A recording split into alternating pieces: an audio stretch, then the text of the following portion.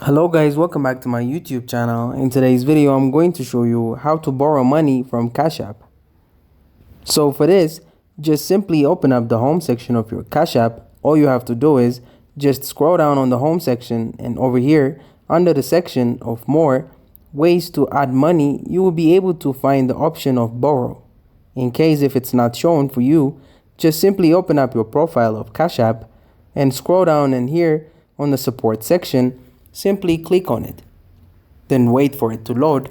After that, just scroll down, and here on the borrow, when you click on this option of why can't I borrow, you would be able to see there are some conditions that you need to fulfill in order to get the borrow option.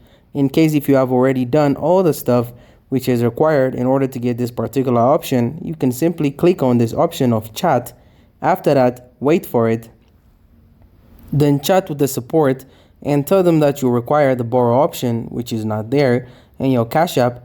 Even after completing all the conditions out there, then they will be able to support you in this, and you will be able to borrow money from Cash App. And this is how you do it. Thank you guys for watching this video. If this video was helpful, don't forget to like and subscribe to my YouTube channel.